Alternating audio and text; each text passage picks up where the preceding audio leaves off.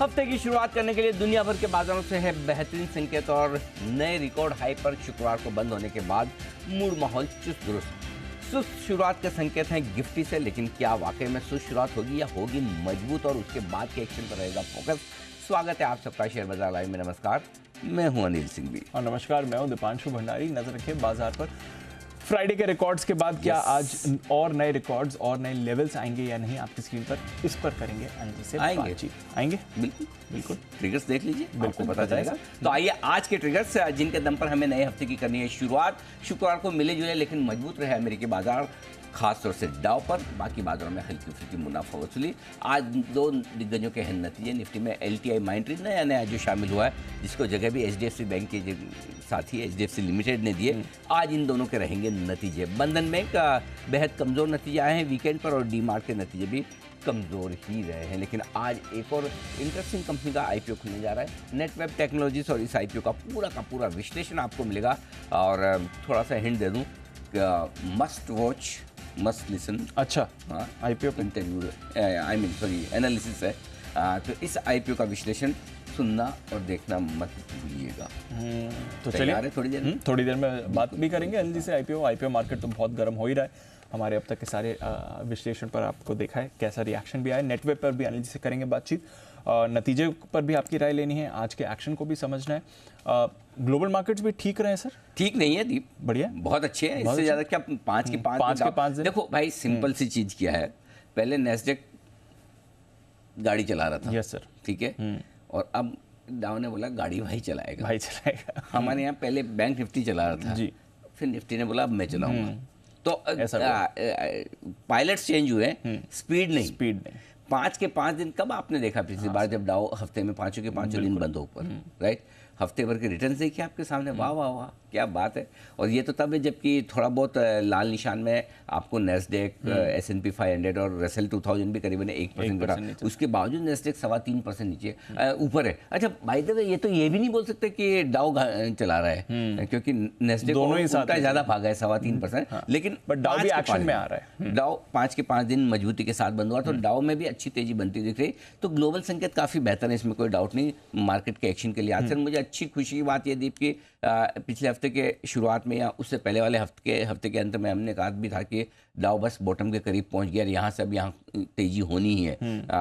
मुश्किल से 100-200 पॉइंट की जगह बची है, और वहीं से एग्जैक्टली अच्छे लेवल से घुमा है। और अगर आप देखें तो ऐसी कोई खास खबरें आई नहीं है, लेकिन एक चीज जो बदल रही है दुनिया में, जिसकी वजह से अमेरिकी बाजारों में तेजी का रुझान बन रहा है, वो ये कि डॉलर इंडेक्स जो कमजोर हुआ है उसका थोड़ा सा सपोर्ट आता दिख रहा है।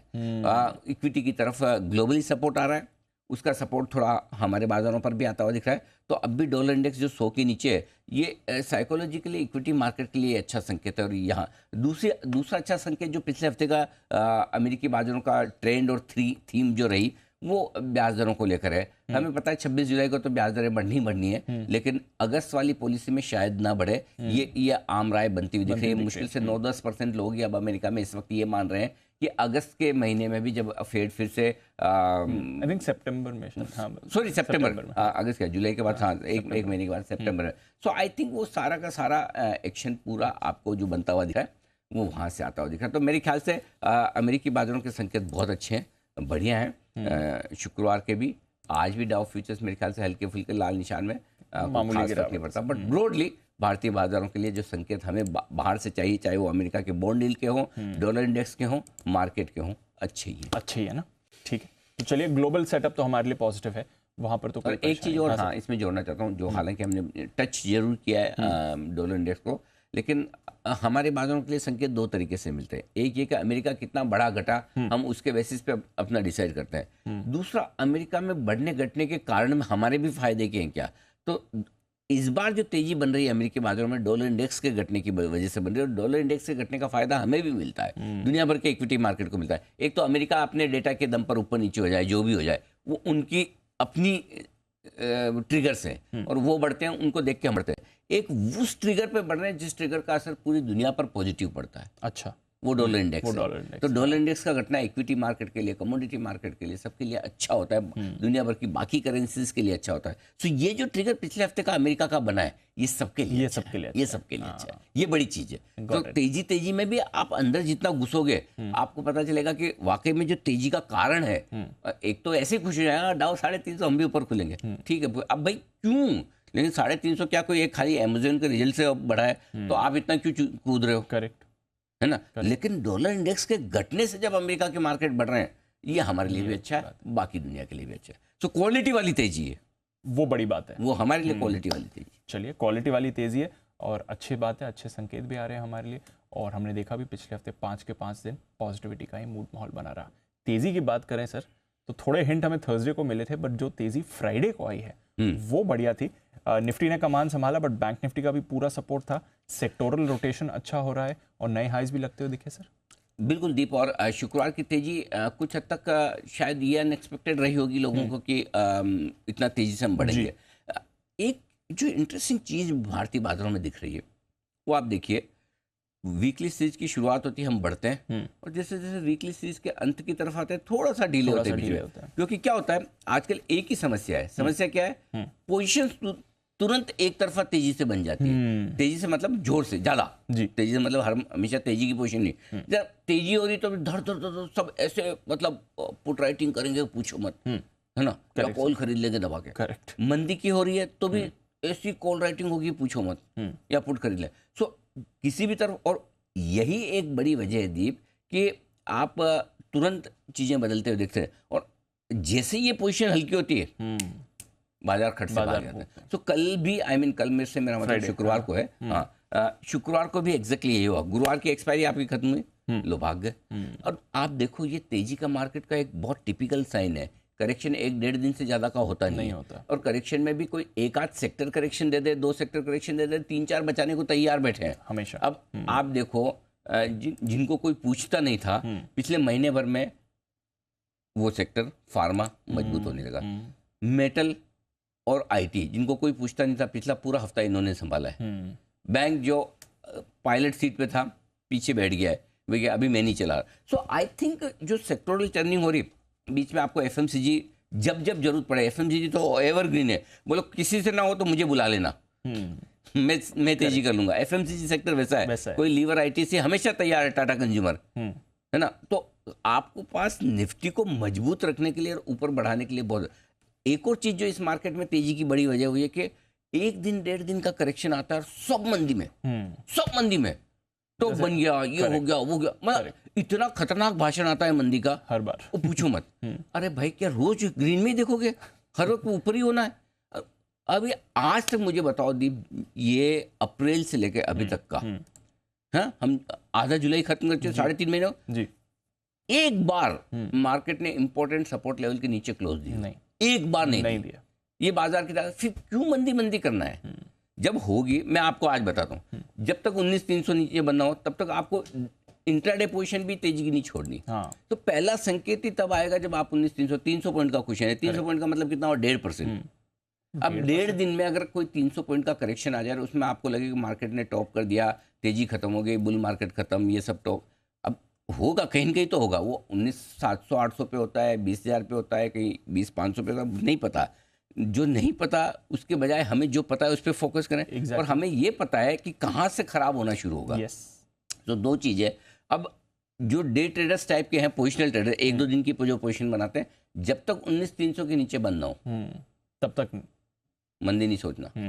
19,300 के नीचे पहला बंद होना चाहिए। तो वहाँ पे आपको, जैसे BTST टाइप की जो पोजीशन रखते हो, मैं रखूँगा कम करूँ, और जब तक 18,800 के नीचे बंद ना हो, सॉरी, हाँ 18,887 का पुराना हाई था, 18,812 का पुराना हाई, लाइफ हाई क्लोजिंग था, ठीक है, अपना स्टॉप लॉस हुआ है, ठीक है। अब आप बोलोगे 19,600 से 18,800 पॉइंट होते हैं, तो अगर आपको बड़ा 2,000, 3,000, 5,000 पॉइंट की तेजी आप अगर ट्रेड कर रहे हो, ठीक है, अगर 16,800 से आप 19,800 पहुंच रहे हो, 3,000, तो थोड़ा 500-600 पॉइंट तो रखोगे ना, 800, वो भी धीरे धीरे ऊपर आएगा। तो ट्रेंड रिवर्सल आपका 18,800 के नीचे बंद होने पर होगा, उसके पहले नहीं होगा। ये जो बेस है, ये आप बेसिकली थोड़ा बेस शिफ्ट हो रहा है, बेस शिफ्ट हो रहा है। हमने 19,300 की बात कब की पहले जी, अभी तो नहीं तीन चली, नहीं। ही पहली बार आज 19,300 की बात करेंगे, 19,300 के नीचे पहला संकेत आएगा, उसके बाद 18,800 19,000 की रेंज में मल्टीपल सपोर्ट है, मल्टीपल सपोर्ट। ठीक वैसे जैसा एक वक्त 18,000 पे मल्टीपल सपोर्ट बन गए थे, वो मल्टीपल सपोर्ट आपके 19,000 पे बनते हुए दिख रहे हैं अब धीरे धीरे। सो आराम से अपने लेवल को ध्यान में रख के तेजी को ट्रेड करो, हड़बड़ाने की घबराने की जरूरत नहीं। और एक आध दिन के करेक्शन से थोड़ा बहुत निफ्टी ऊपर से 100 150 200 पॉइंट घट जाए, उसमें मंदी सोचना शुरू मत करो। मंदी होगी तब बिल्कुल आपको पोजीशन भी घटानी है, इंपॉर्टेंट लेवल के नीचे बंद होगा तो हल्का भी करना है, मना है तो शॉर्ट भी करना है, सब करना, सब होगा होगा और वो भी होगा। मैं बता रहा हूँ, ऐसा नहीं कि नहीं होगा, रोज बढ़ने वाला नहीं है, लेकिन आज ही टॉप बन गया है, ये क्यों डिसाइड करना है, और ये आज ही क्यों डिसाइड करना है आपको। जिस दिन टॉप, हमेशा एक चीज नोट करके रख लिए, टॉप बनने के बाद ही डिसाइड होगा, बनने के पहले कोई डिसाइड नहीं कर सकता कि ये है। Correct sir. बनने के बाद जब रिवर्सल होगा तब पता चलेगा टॉप कहाँ बना है। तो मैं वीकेंड पे भी था दीप, बहुत लोगों से मुलाकात होती है सोशल फंक्शन में, सबको एक है, सर टॉप हो गया क्या, सर टॉप हो गया क्या। अब मैं ऐसे पूछते रहोगे तो नहीं होगा भाई। नहीं होगा जब पूछना बंद करोगे तब हाँ, होगा। हाँ, अच्छा, आजकल लोग पूछते भी नहीं है कि क्या खरीदूं। अच्छा, हाँ, अब नहीं बहुत कम, बहुत कम कुछ पूछेंगे तो ऐसा कि मतलब जैसे अनिल जी से मिले तो फॉर्मेलिटी के लिए कुछ लेने जैसा है क्या। वैसे हाँ, ज्यादा एक तो ये होता इंटरेस्ट है, और एक है दीप में, सर 3 स्टॉक तो पक्का बताओ सर, हाँ। क्या लूं। करेक्ट, फर्क है दोनों में। देख लो कुछ लेने जैसा है क्या, मतलब सब अंडर इन्वेस्टेड हैं इस पूरी तेजी में, अभी भी है ये ना। जब पहले से तो अब क्या अब लेंगे, क्या लेंगे, अब तो ऊपर आ गए। अब तो हम भी बोलते कि भाई संभल के लो। हाँ। पहले तो हम भी ठोक के बोलते थे कि लो, दबा के लो, जितनी मर्जी लो। अब तो हम भी ये बोलते हैं कि अच्छे शेयर है तो पकड़ के रखो। करेक्ट। नया लेने के लिए तो बोलने में हमें भी डर लगता है, ऐसा नहीं कि हमें डर नहीं लगता, क्योंकि 300 बढ़े, 300 बढ़ने के बाद 1000 घट जाए हाँ, तो डर तो हमें भी लगता है ना भाई, रिकमेंड कर रहे हैं तो। बिल्कुल। सो एनीवे, बट मेरा पॉइंट है कि अभी भी लोग अंडर इन्वेस्टेड हैं, भर भर के नहीं लिया हुआ है, ठीक है। तेजी में कंफर्ट कॉन्फिडेंस वो है नहीं, इसलिए अपसाइड बाकी है, गॉट इट। और फ्लोज आपके सामने है ही है, बाकी बिल्कुल है, ठीक है सर, चलो बढ़िया है। एक चीज पर बात करनी थी, बैंक्स का तो सहारा आ रहा है, कभी आता है कभी नहीं आता है, सेक्टर रोटेशन भी अच्छा चल रहा है, फार्मा की भी आपने बात करी, बट एक बड़ा सेक्टर जिसका योगदान नहीं आ रहा था वो हमने फ्राइडे को आते देखा और बड़ी तेजी के साथ आते थे, किसने एक्सपेक्ट नहीं था। आईटी का जो ब्रेकआउट है, आई थिंक 2 साल में सबसे बढ़िया दिन रहा था आईटी इंडेक्स के लिए भी। ये क्या हो गया सर, और इसका मतलब क्या है, इतना बड़ा जो ब्रेकआउट है आईटी में। बहुत अच्छा सवाल है दीप, और ये आईटी आपको है ना कुछ अलग संकेत दे रहा है जो आपको पढ़ना चाहिए, और ये संकेत क्लियर कट बॉटमिंग आउट के संकेत है। किसी भी सेक्टर में, किसी भी स्टॉक में बॉटम आउट का पहला संकेत जब होता है, ध्यान से सुनिएगा, आपके लिए ये एकेडमिक पर्पज से बहुत काम का है। किसी भी स्टॉक और किसी भी सेक्टर में बॉटम बनने का पहला संकेत तब होता है जब खराब खबर पर, खराब नतीजों पर कोई भी चीज नेगेटिव आए, उस पर उसको खरीदने का मौका देखा जाए। अच्छा, ये बहुत बहुत इंटरेस्टिंग और बहुत काम की लाइन है जो ध्यान से सुनेगा। और किसी भी खराब खबर पर, किसी भी खराब रिजल्ट पर, किसी भी फॉल पे उसको खरीदने का सोचे लोग, ना कि बेचने का। और ये आईटी में पिछले हफ्ते पहली बार दिखा है, गॉट इट। पिछले 1.5-2 साल में पहली बार ये नजर आया कि खराब रिजल्ट के बावजूद खरीदने की कोशिश हुई, ठीक है। और कोई टीसीएस के नतीजे तोड़फोड़ नहीं थे, करेक्ट करेक्ट, लेकिन भर कोई एचसीएल टेक का नंबर ऐसा नहीं कि जिसकी वजह से आप, बिल्कुल, लेकिन आप देखो स्टॉक्स में जो एक्शन आ रहा है, विप्रो के नंबर ऐसे नहीं कि जिसमें आपको बड़ा डांस करना शुरू कर करेक्ट सर। तो अपने 2 चीजें आज मैं आपको पहली बार ये बोल रहा हूँ, एक, आईटी पर अब बिकवाली बिल्कुल नहीं करनी है, आईटी पे बिकवाली नहीं बिल्कुल नहीं करनी। ओके, अब यहाँ से आईटी सेक्टर निफ्टी को आउट परफॉर्म करेगा, निफ्टी के मुकाबले में बेहतर प्रदर्शन करेगा। आपके पास पुराने कोई आईटी शेयर पड़े तो डेफिनेटली पक्का होल्ड करके रखिए, जल्दबाजी में मत बेचिए। 2, तीसरी चीज, अच्छे स्टॉक आईटी के आप लेना शुरू कर सकते हैं। शुक्रवार को हमने Infosys stock of the day में भी लिया था, 4-4.5% बढ़कर बंद हुआ है। अभी भी आईटी में मुझे लगता है कि ताकत, एक ही चीज कहूंगा, आईटी लेने के 2 तरीके हैं आपके पास में। तरीका नंबर 1, रिजल्ट पर, जिस भी आईटी कंपनी के रिजल्ट खराब आए वहां पर आपको खरीदा है, जिस भी, मतलब हर कुछ कचरा नहीं में, जो 6 स्टॉक निफ्टी में है, अब 7 हो गए, उनकी मैं बात कर रहा हूँ, तो वहां खरीदा है। और दूसरा ये कि दीप एक झटका थोड़ा सा आईटी दे सकता है, क्योंकि क्या होता है, जो सेक्टर बहुत मंदी में हो, वो सेक्टर जब पहली बार ऐसे उछलता है ना, तो फंसे हुए लोग अपने कितने ही भाषण देते हैं, कितने ही बोलते हैं कि खराब खबर पे बढ़ना मजबूती का संकेत दे रहा है, लेकिन जिसको बेचना वो बेचेगा भी। तो वो पहली बार वापस, अब की जो एक बिकवाली आएगी उसमें आईटी को आपको एवरेज करना है। ले तो अभी लेना है, करेक्ट, तब एवरेज करना है, तब एवरेज करना है, तब एवरेज करना है। तो 2 टुकड़ों में आपको आईटी में पैसे डालने हैं। एक जब भी रिजल्ट अभी जिसके रिजल्ट आ रहे हैं अच्छे आ रहे हैं तो भी लेना है, खराब आ रहे हैं तो भी लेना है। अच्छा। हाँ, अनलेस कि बहुत ही बहुत गंदा ही ऐसा खराब घटिया है, बोल दे बिल्कुल कि मैं तो कंपनी बंद कर होने वाली जैसा, इस तरह की तो अलग बात है, इतना तो अपना सेंस लगा सकते हैं। बट जैसा विप्रो, एचसीएल, इसके जो जैसे बड़े जैसा वाले है, हैं, हाँ, हाँ। मुझे इन्फी बहुत पसंद है। बट और आपको चाहिए तो मैं कुछ मैं वही बोल रहा था, कुछ आइडियाज हाँ दीजिए। आइडियाज में आपको एक आध दिन का टाइम दे दो। मैं अच्छा। ये रनअप के बाद कौन से स्टॉक्स हैं आईटी में जो अब भी आपको अच्छा दे रिटर्न दे सकते सकते हैं, हैं, हाँ। वो मैं आपको बता दूंगा। ठीक है सर। तो कुछ मिड कैप्स या कुछ लार्ज कैप्स जो भी है, क्योंकि और जब रिकवरी आती है ना दीप, तो लार्ज कैप्स में बढ़िया पैसा बन पहला जाएगा। बनता है, यस सर। यहाँ भी बन जाएगा। यहाँ भी तो बनेगा। आई थिंक आईटी पर अब नतीजों के बाद तेजी का रुझान बना है जी। आईटी पर। आईटी पर और एक डिप आएगा, मैं फिर बोल रहा हूँ, एक आएगा, 100% आएगा, और उसमें आपको और लेना है, एवरेज करना है। Got it. ये दो चीजें पकड़ के बैठ जाइए। गॉट इट, बढ़िया है, बहुत बढ़िया लाइफ हाई idea पे जिसको चाहिए ना, मैं क्या लूं, ये लो क्या लूं का जवाब है आपके पास। है। Got it. और पिछले 6 महीने 12 महीने से हम लगातार बोल रहे थे कि अभी नहीं अभी नहीं अभी नहीं, 2 क्वार्टर निकलने दो, वो 2 क्वार्टर निकल गए, अब लेने का टाइम। अब लेने का टाइम। नहीं तो क्या आप पहले लेते तो फ्रस्ट्रेट हो जाते थे, लेके बैठे भी रहते तो लगता रहे क्या करें, फंस गए, भाव नहीं आता, बढ़ता नहीं। तो अब टाइम है। अब टाइम। चलिए सर, अच्छा, नतीजों पर बात करनी है सर, आईपीओ की भी बात करनी है। एक बार पहले स्ट्रैटेजी समझते हैं, फिर स्टॉक्स पे भी आएंगे। आज के लिए सेटअप, संकेत, कुछ खास चीज़ें जो हैं बताइए। संकेत में दीप वैसे तो आज ग्लोबल पॉजिटिव है, ठीक है, होना ही है। एफआईज पॉजिटिव है, हाँ। डीआईज नेगेटिव है, एफएनओ न्यूट्रल है, सेंटीमेंट पॉजिटिव और ट्रेंड पॉजिटिव। पॉजिटिव है। एफआईज के आंकड़े यही डिस्कस करना जी सर। बहुत मतलब एक आध दिन जबरदस्त। रुकते भी हैं, वापस दम लगाकर खरीदारी करते हैं।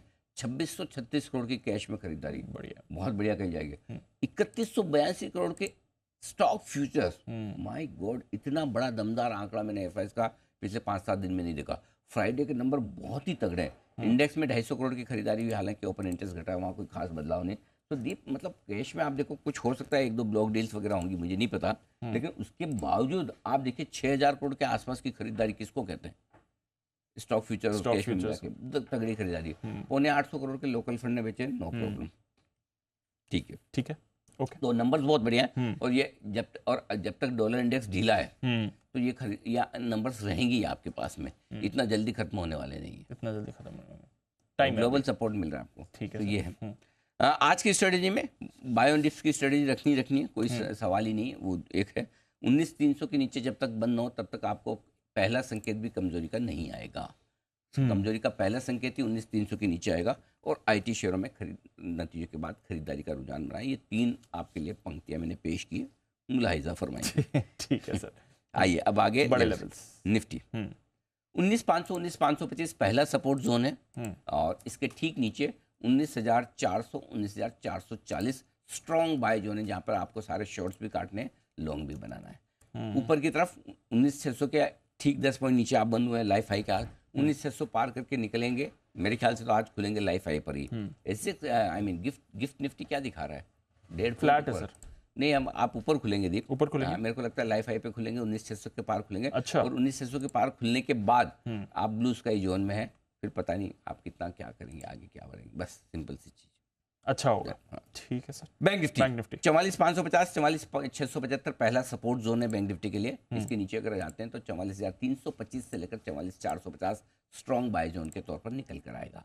ऊपर की तरफ 45000 45125 हल्की फुल्की रुकावट की जगह, यहाँ तक एक बार तो आज पहुंचने की कोशिश करेंगे, पार करके और आगे बढ़े तो 45150 से लेकर 45300 तक जाने की कोशिश बैंक निफ्टी की हो सकती है, जहां पर आप प्रॉफिट बुकिंग कर सकते हैं।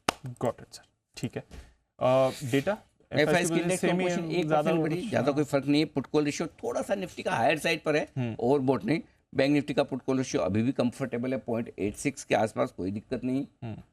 और आपका विक्स घटे ही जा रहा है और 2% घट गया।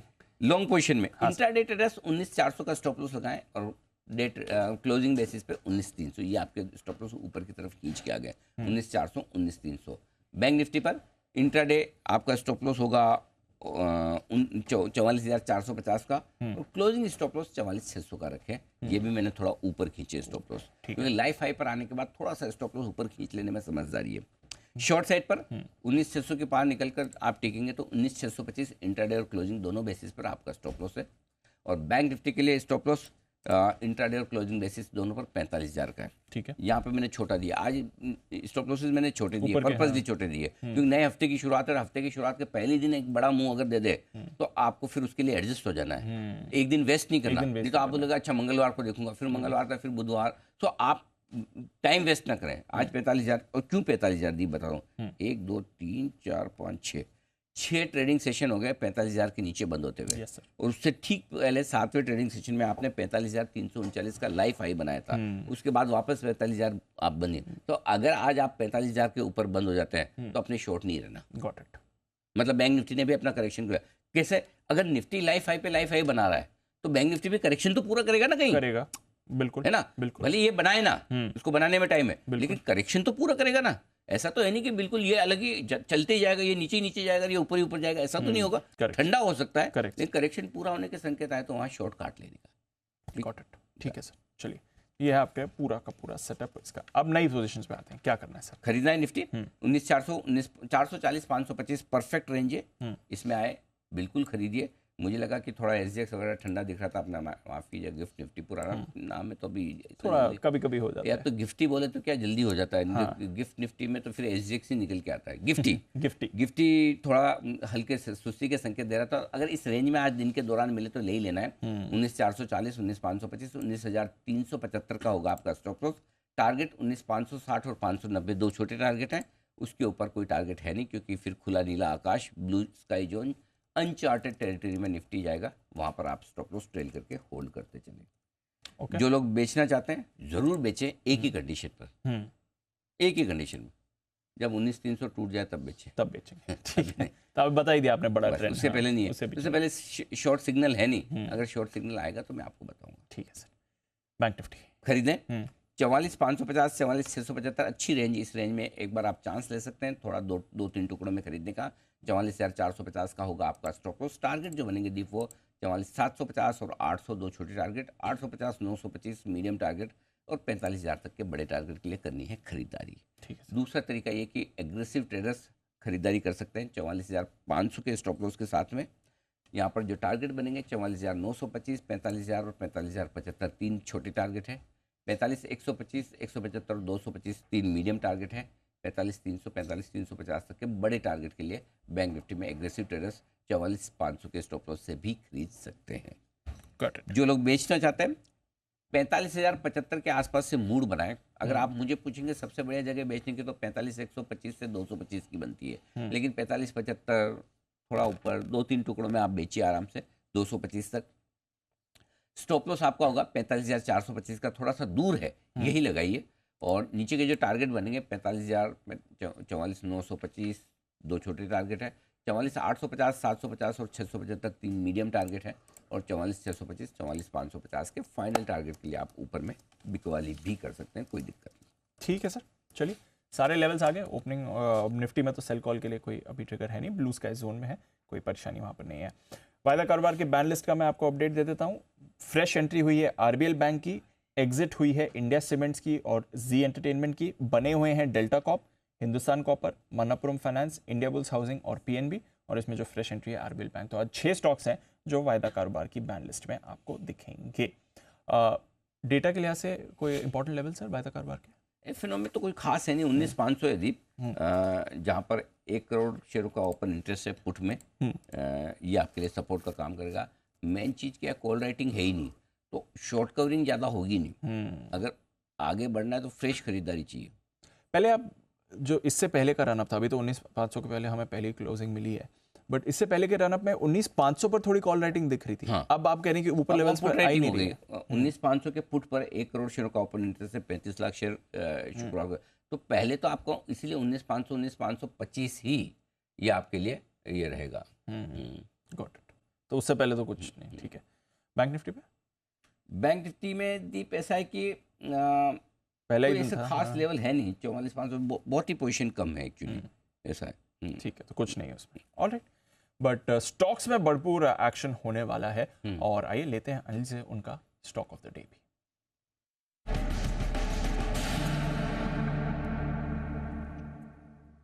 बताएं सर। बंधन बैंक के फ्यूचर्स में बेचने की राय है, और 228 के स्टॉप लॉस के साथ आप बिकवाली कर सकते हैं। 215, 210, 206 के टारगेट के लिए आप बिकवाली कर सकते हैं। रिजल्ट आए दीप बहुत ही खराब है, हर एक पैरामीटर पर बहुत वीक रिजल्ट है जी सर। आप देखिए नेट इंटरेस्ट इनकम उम्मीद से कम है, नेट इंटरेस्ट मार्जिन्स घट रहे हैं, मुनाफा घट कर आ रहा है, बिल्कुल। और सबसे बड़ी दिक्कत की बात है कि एसेट क्वालिटी बहुत बहुत खराब है। खराब है। ग्रोथ और नेट लेवल पर एनपीए और बढ़े, और जिस तरह की ये फ्लड सिचुएशन बंगाल आसाम में, बंगाल में नहीं आसाम वगैरह में जो बनी है, उसको देखते हुए इस क्वार्टर में भी और हिट आनी है।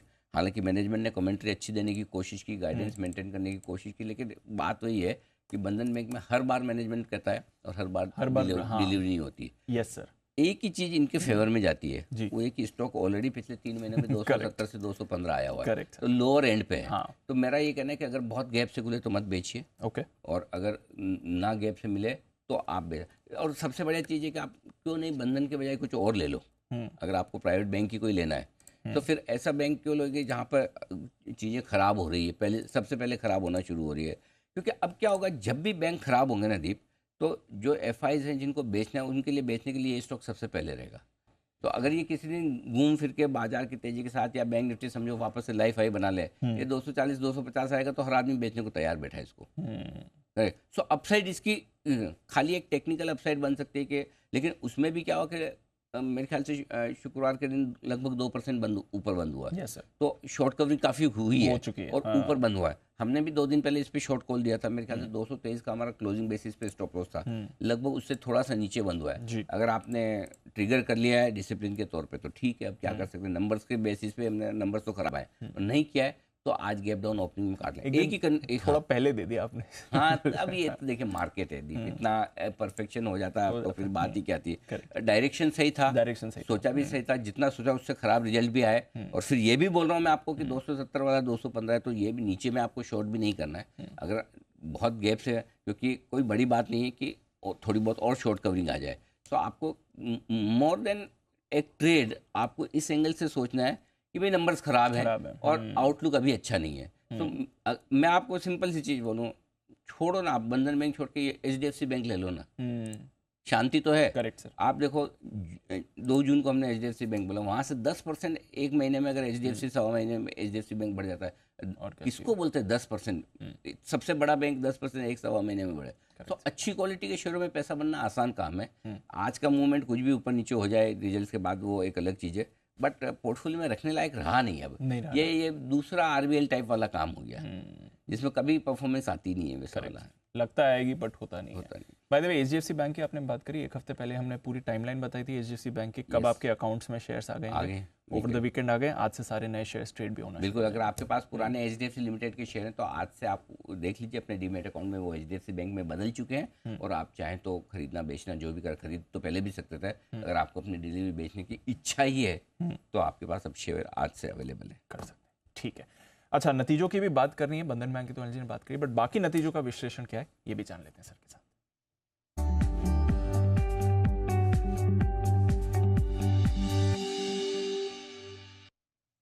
डीमार्ट, एवेन्यू सुपरमार्ट, नतीजे यहाँ भी कमजोर है, मार्जिन्स और मुनाफा दोनों ही उम्मीद से घटकर आए हैं। लेकिन दीप इंटरेस्टिंग चीज़ ये है कि मैनेजमेंट की जो कमेंट्री है वो बहुत स्ट्रॉन्ग है, और आउटलुक काफ़ी बेहतर है, तो स्टॉक घटेगा नहीं, मुझे नहीं लगता कि स्टॉक घटेगा ज़्यादा। इनफैक्ट अगर नीचे खुला तो वापस से रिकवरी आ जाएगी।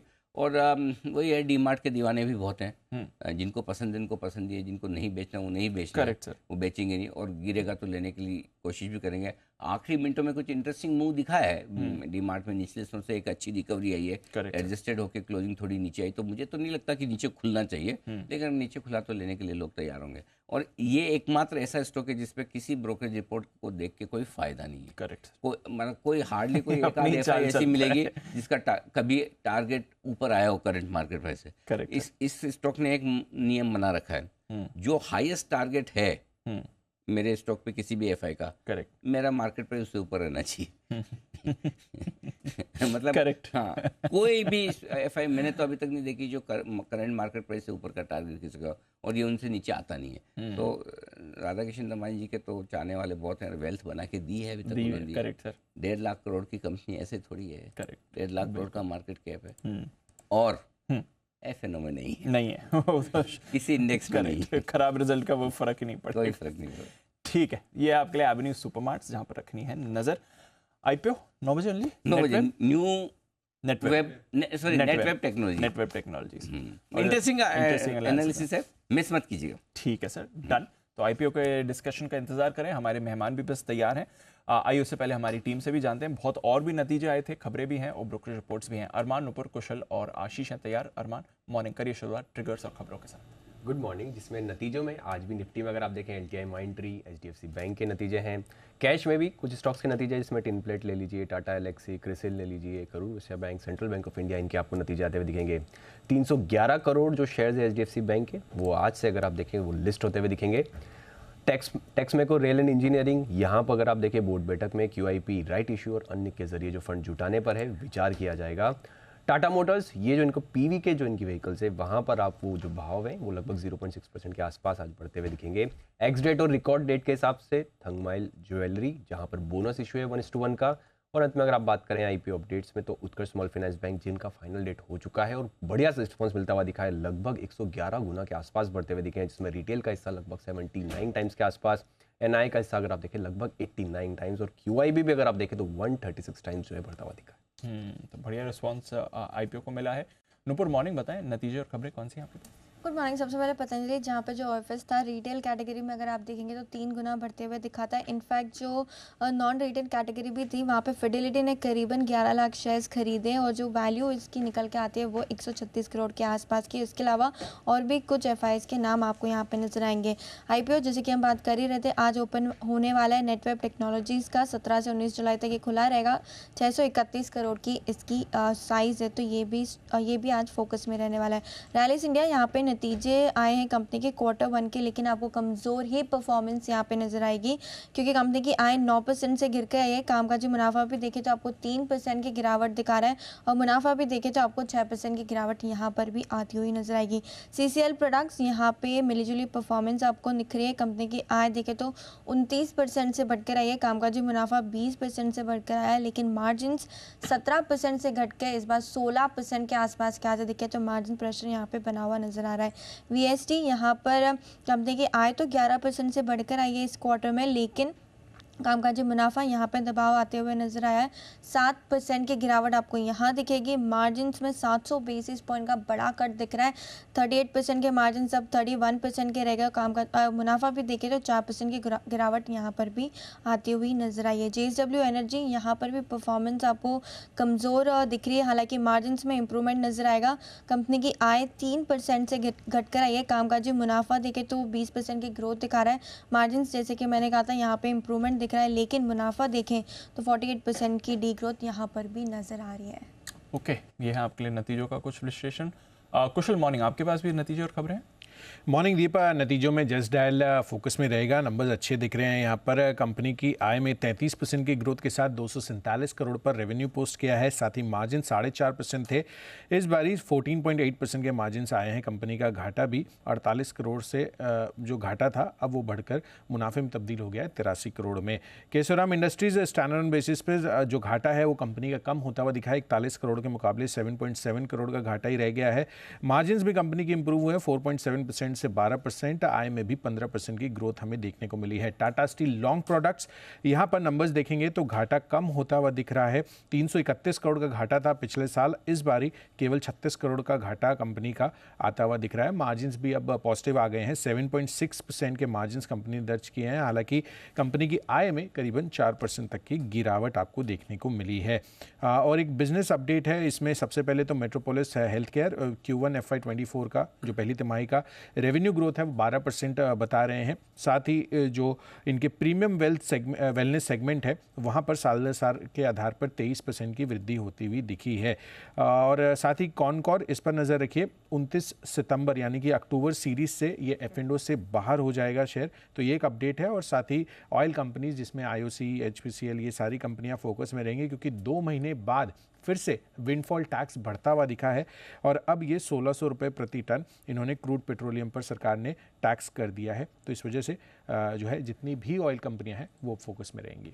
बिल्कुल, विंडफॉल टैक्स की हो गई है वापसी, इसका इम्पैक्ट भी बाजार में आते हुए दिख सकता है। फाइनल सेट ऑफ खबरें, अरमान बताइए आपके पास। जी, कोटक महिंद्रा बैंक, यहाँ पर अगर आप बात करें तो कोटक महिंद्रा बैंक के जो सीईओ उदय कोटक साहब हैं, उनका बयान आता हुआ दिखा है। उन्होंने ये कहा है कि जल्द ही अपने सीईओ पद से वो है हटेंगे, और उनके आगे जो उन्होंने बताया है कि उनकी जो भूमिका होगी वो नॉन एग्जीक्यूटिव बोर्ड मेंबर और शेयर होल्डर की होगी। उसी के साथ अगर आप देखें 31 दिसंबर जो है उदय कोटक साहब का जो कार्यकाल जो है वहाँ पर खत्म होने वाला है।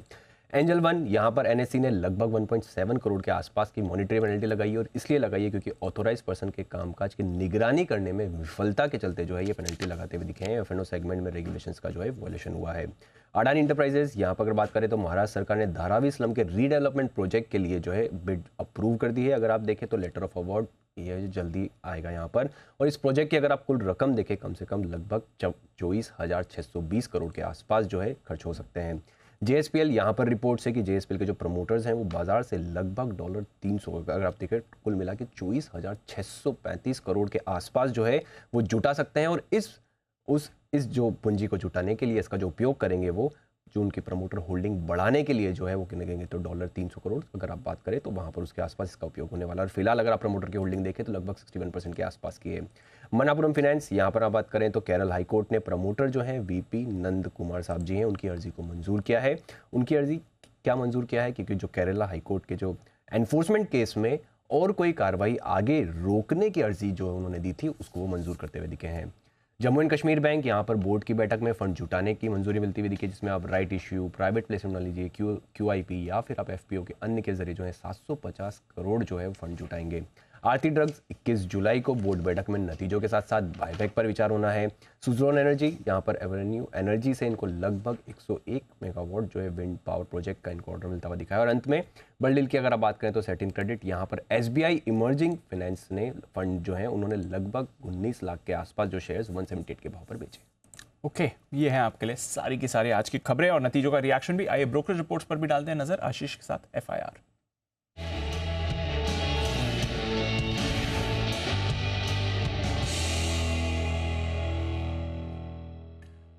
मॉर्निंग आशीष, बताएं क्या कह रही हैं आज की रिपोर्ट्स। Good morning Deepanshu. सबसे पहले देखिए बंधन बैंक, यहाँ पर नतीजों का इम्पैक्ट आपको देखने को मिलेगा। ब्रोकरेज हाउस की तरफ से कमेंट्री अगर आप देखें तो सबका मानना है कि नतीजों के आधार पर देखें तो प्रदर्शन काफ़ी कमज़ोर है। खासतौर पर देखिए गोल्डमैन सैक्स मान रहे कि प्री प्रोविजनिंग ऑपरेटिंग प्रॉफिट यानी बैंक का जो कामकाजी मुनाफा है ये इनके अनुमान और एस्टिमेट से कमज़ोर देखने को मिला। CRA से खरीदारी की राय दे रहे हैं, हालांकि जो लक्ष्य है इसमें कटौती की है, 320 से घटाकर अब सीधे 290 का टारगेट दे रहे हैं। JP मॉर्गन ओवरवेट की रेटिंग दी है, 350 से लक्ष्य को हटाकर 320 कर दिया है। जेफरीज खरीदारी की राय दे रहे हैं, लेकिन लक्ष्य इन्होंने भी घटाया, 340 से घटाकर 288 कर दिया है।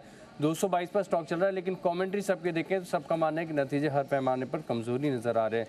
सिमिलर रिपोर्ट्स हैं डीमार्ट पर, लेकिन इंटरेस्टिंग रिपोर्ट इसके लिए क्योंकि 4 रिपोर्ट है और 4 में से जैसे कि अनिल सर बता भी रहे थे कि सिर्फ एक ही ब्रोकरेज हाउस ऐसा है जहां पर target price current market price से ऊंचे है, वो है मैक्वायरी की रिपोर्ट है। आउट परफॉर्म की रेटिंग को बरकरार रखा है, 4,450 रुपये के लक्ष्य के लिए 3,840 की क्लोजिंग है। बाकी सभी रिपोर्ट्स अगर आप देखें तो करंट मार्केट प्राइस से नीचे का ही लक्ष्य दे रहे हैं। UBS बिकवाली की राय दे रहे हैं, 3700 का टारगेट है। मॉर्गन स्टैनली ने इक्वल वेट की रेटिंग दी है 3,786 के टारगेट के लिए, और जेफरीज होल्ड की राय दे रहे हैं। हालांकि इन्होंने अब अपने टारगेट प्राइस में थोड़ा सा एडजस्टमेंट किया नतीजों के बाद, 3,425 से बढ़ाकर 3,700 कर दिया, लेकिन अभी भी करंट मार्केट प्राइस से नीचे का टारगेट है। कमेंट्री के हिसाब से अगर आप देखें तो UBS मान रहे हैं कि डिस्क्रिशनरी में जो है बिक्री थोड़ी सी कम देखने को मिली है। जेफरीज का मानना है कि कंसेंसस से मिस हुए हैं यहाँ पर नतीजे अगर आप देखी जाएगा तो, और मैक्वायरी मान रहे कि इनके जो नतीजा हैं इनके अनुमान के मुताबिक है, इसके चलते इन्होंने अभी भी अपने खरीदारी के जो व्यू है इसे बरकरार रखा है। JSW एनर्जी, यहाँ पर भी नतीजों का इम्पैक्ट देखने को मिलेगा। सिटी बिकवाली के राय दे रहे 222 रुपये का टारगेट दिया है, स्टॉक में बड़ा रनअप आ गया, 305 रुपये पे स्टॉक चल रहा है, लेकिन मान रहे कि नतीजे जो है कमज़ोर हैं और वैल्यूएशन काफ़ी महंगे है। वैल्यूएशन मान रहे कि फॉरवर्ड EV EBITDA अगर आप देखें तो 12 टाइम्स पर चल रहा है, जो इन्हें काफ़ी महंगा लगता है। ONGC यहाँ पर मॉर्गन स्टैनली ओवरवेट की रेटिंग को बरकरार रखे हुए हैं, 170 की क्लोजिंग, 206 का टारगेट। HDFC बैंक जेफरीज खरीदारी की राय दे रहे हैं, लेकिन जो टारगेट है इन्होंने कट किया है, 2160 से घटाकर 2100 रुपये कर दिया है। और अंत में टाटा स्टील, यहाँ पर मॉर्गन स्टैनली इक्वल वेट की रेटिंग को बरकरार रखे हुए हैं, 117 की क्लोजिंग है, 110 रुपये का टारगेट दिया है। ओके, तो ये है आपके लिए सारी की सारी ब्रोकरेज रिपोर्ट जिन पर रहेगा आज भरपूर एक्शन। आइए एक्शन को बढ़ाते हैं आगे, और एक्सपर्ट्स का दमदार पैनल है हमारे साथ तैयार। वक्त है पिक ऑफ द वीक का।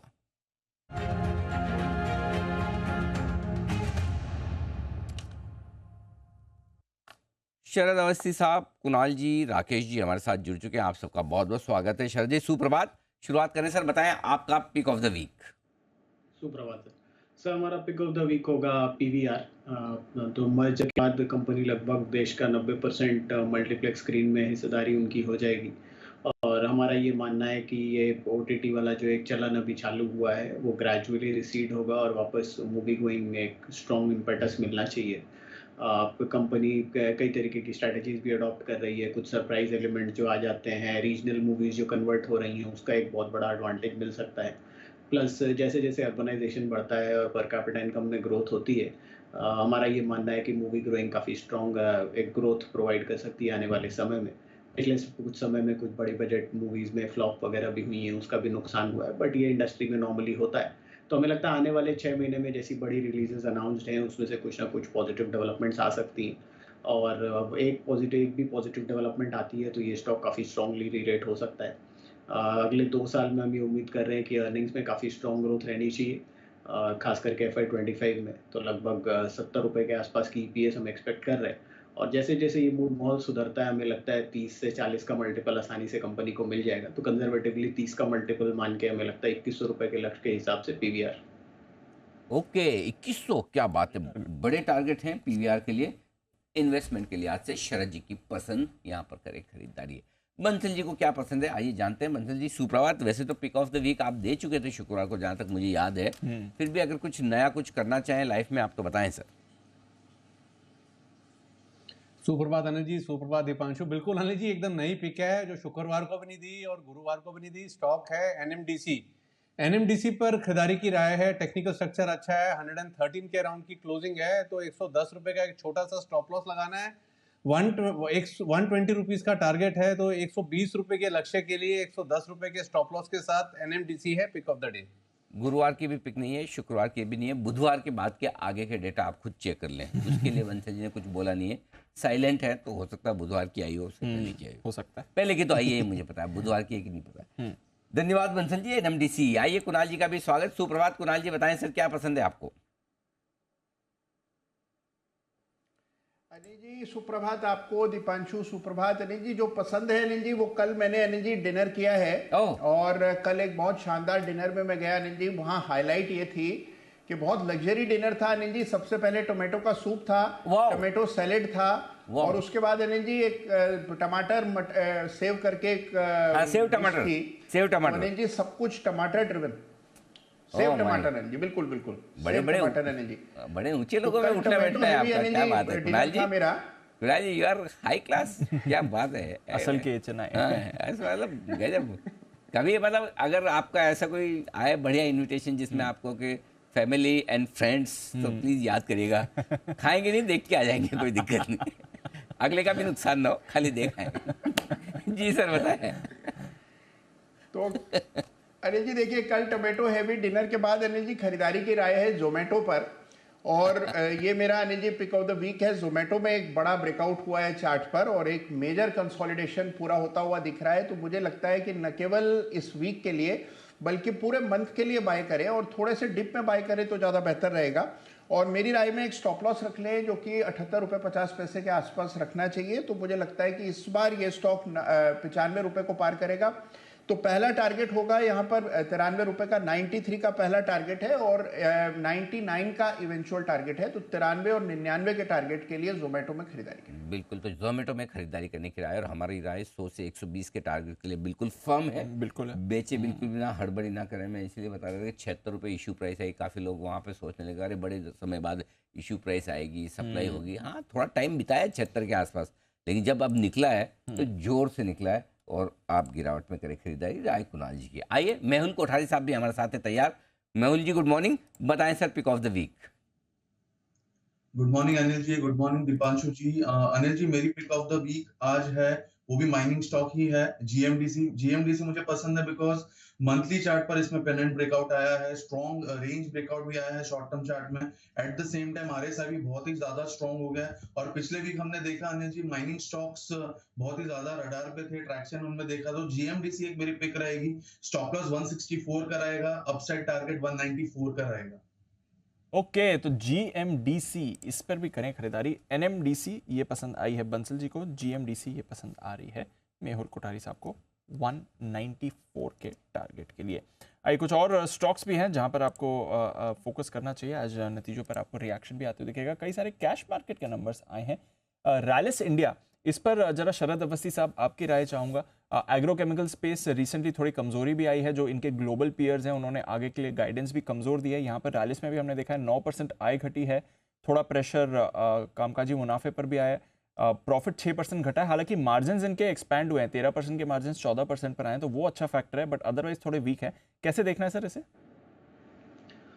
मेरे हिसाब से अब जिन वैल्यूएशंस पे सारे स्टॉक ट्रेड कर रहे हैं, रैलिस इंक्लूडेड, वहाँ से आपको ज़्यादा करेक्शन की उम्मीद नहीं करनी चाहिए। मुझे लगता है वर्स्ट प्राइस देने हैं, जैसा आप भी बोल रहे हैं कि अब तो रिसेंटली शायद लास्ट वीक में BSF वगैरह की भी अनाउंसमेंट आ गई कि हम आने वाला समय काफ़ी ख़राब देख रहे हैं। यूरोप से निकलने वाली अनाउंसमेंट्स को बहुत ज़्यादा इंडिया पर्सपेक्टिव में नहीं देखना चाहिए, क्योंकि बहुत ज़्यादा एक्सपोर्ट सेल्स तो ऐसा जिन कंपनीज़ की है नहीं, डोमेस्टिक ड्रिवन कंपनीज़ हैं। और मुझे लगता है डोमेस्टिक लेवल पे कोई ऐसा चैलेंज नहीं है। इनिशियली मॉनसून थोड़े से जिटर्स दिखा रहा था, बट अभी तो नॉर्मल है। तो हमें लगता है कि ज़्यादा यहाँ पे प्रॉब्लम आनी नहीं चाहिए। और स्टॉक को अगर आप देखें तो फॉरवर्ड अर्निंग्स के हिसाब से अब लगभग 20 एक टाइम पे ट्रेड कर रहा है। तो मुझे नहीं लगता कि यहाँ से बहुत ज़्यादा डाउनसाइड है, बल्कि रैलीज में मेरे लक्ष्य तो करीब 260-70 के हैं। और हमें लगता है कि ब्रॉडली ये पूरी स्पेस में ज़्यादातर नेगेटिव न्यूज़ आ गई है, तो बहुत बढ़िया टाइम होता है लॉन्ग टर्म इन्वेस्टर्स के लिए जब सब चीज़ें ऐसे नेगेटिव होता है एक्यूमुलेट करने के लिए, क्योंकि लॉन्ग टर्म फंडामेंटल्स में मुझे नहीं लगता कोई चेंज आएगा, खास करके डोमेस्टिक बिजनेसेस के लिए। UPL जैसी कंपनीज है जिनका इंटरनेशनल थोड़ा प्रेजेंस है, तो वहाँ भी हो सकता है शॉर्ट टर्म में आपको चैलेंज आए, बट वहाँ भी जिस टाइप की वैल्यूएशन में स्टॉक ट्रेड कर रहा है, मुझे नहीं लगता कि कोई ज़्यादा करेक्शन की उम्मीद आपको करनी चाहिए। ओके, तो कोई ज़्यादा करेक्शन की उम्मीद मत करिए, बट देखते हैं आगे का आउटलुक कैसा रहता है। नंबर्स थोड़े सुस्त आपको यहाँ पर आते हुए दिखे हैं। मेट्रोपोलिस हेल्थ केयर, जरा कुणाल जी इसका चार्ट देख लें, इनकी तरफ से अपडेट आया है। कुछ समय पहले हम देख भी रहे थे डायग्नोस्टिक स्टॉक्स थोड़ी अच्छी तेजी में थे। कुल बिजनेस रेवेन्यू 12% बढ़ा है ईयर ऑन ईयर। देखें कोर बिजनेस वॉल्यूम ग्रोथ करीब 13% बढ़कर आई है। हालांकि ये कह रहे हैं कि ऑपरेशंस थोड़ा मार्जिनली नेगेटिव हैं। अगर आप तिमाही दर तिमाही देखें, साल दर साल की परफॉर्मेंस अच्छी है, तिमाही दर तिमाही की थोड़ी सुस्त है। चार्ट्स क्या कहती हैं मेट्रोपोलिस की सर? देखिए चार्ट में खासा सुधार होता हुआ दिख रहा है दीपांशु। देखिए पिछले 6-7 महीनों में स्टॉक में एक पैटर्न विकसित हुआ है जिसको राउंडिंग बॉटम पैटर्न कहते हैं। इसका अगर आप लॉन्ग टर्म चार्ट देखेंगे तो पैटर्न नजर आएगा, और इसके बन जाने के बाद ऐसा लगता है कि इसमें एक मेजर बॉटम इन प्लेस है। तो मुझे ऐसा लगता है कि इन स्तरों से डाउन साइड बहुत रिस्ट्रिक्टेड है, अपसाइड में स्टॉक वापस से 2000 के लेवल्स को रिक्लेम कर सकता है। तो मेरी राय में जिनके पास पोजीशन है बिल्कुल बने रहे। थोड़ा मोमेंटम बनता दिख रहा हो तो इस स्टॉक में खरीदारी भी कर सकते हैं। 1800 का पहला टारगेट। ओके, तो 1800 का पहला टारगेट होगा। खरीदारी ऑन अ पोजिशनल बेसिस इस पर की जा सकती है।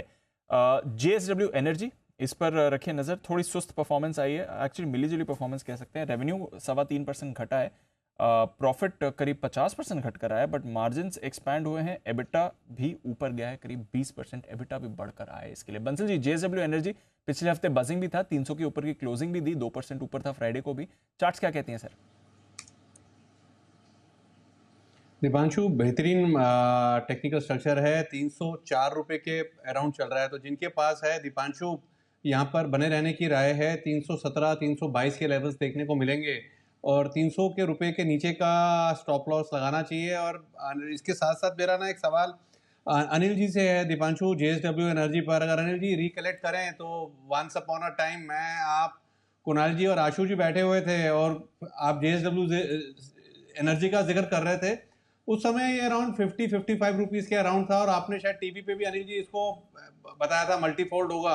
तो वो मल्टीफोल्ड से भी ऊपर की रिटर्न्स आ चुकी हैं यहाँ पर। अगर आप रिकलेक्ट कर रहे हो तो अनिल जी डिनर पर बैठे थे, और उसके बाद आपको सेकंड डिनर के लिए भी जाना था। हाँ, अब ऐसे इससे ये साबित होता है कि आपको और आशु जी को लगातार मुझे डिनर करवाते रहना चाहिए, ताकि अच्छे अच्छे स्टॉक्स मिल पाए। मेरे ख्याल से 70 रुपए के आसपास हुआ करता था उस जमाने में। उसके बाद तो हमने SIP स्टॉक में भी दिया था। बिल्कुल। और अभी भी लॉन्ग टर्म इन्वेस्टर्स के लिए मेरे ख्याल से दीप आराम से 400 से 500 रुपए तक के 2 टारगेट के लिए होल्ड करना चाहिए।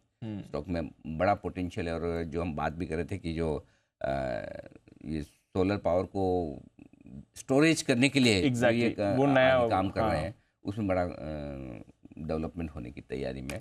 तो इस पर हम थोड़ा और आगे भी डिटेल में देखेंगे, लेकिन बिल्कुल याद है बंसल जी, मुझे याद, बंसल जी गजब याद रखते मेमोरी हैं वही उनका। है, बहुत हाँ बढ़िया। मतलब खतरनाक मेमोरी है बंसल जी की, पहले अब तक तो अनिल नहीं। जी। जी सर। अनिल जी एक चीज भूल गए आपने, आशु जी का बोला कि आशु जी और मुझको आपको डिनर कराते रहना चाहिए। अनिल हाँ। जी बिल तो कुणाल जी ने दिया था, तो उनको तो उनका तो नाम लीजिए अनिल जी। बिल इसलिए तो वही बोल रहा हूँ, देंगे। उन्होंने तो करा दिया, आप दोनों कराओ। बार बार कुणाल जी करते रहेंगे क्या? कुणाल जी कितना लूटोगे भाई? पता चला कुणाल जी ने अगली बार मना ही कर दिया, बोले मैं तो नहीं आता, वो वैसे मैं नहीं खेलूंगा टाइप्स। मेरी टर्न खत्म। कुणाल जी उस वाले बेहतरीन डिनर के लिए आपका धन्यवाद सर। अनिल जी इसीलिए मुझे याद नहीं आ रहा है अनिल जी, बिल देना पड़ा था अनिल जी, लग रहा है ये याद नहीं आ रहा अनिल जी। धन्यवाद सर जी। चलिए ये असर पर JSW एनर्जी पर आपको रखनी है नजर। जस्ट डायल एक बार मेहुल जी से उस पर भी डायल लें। मेहुल जी नंबर्स आए थे अच्छे थे, घाटे से मुनाफे में आइए, बताएं सर जस्ट डायल पर आपको।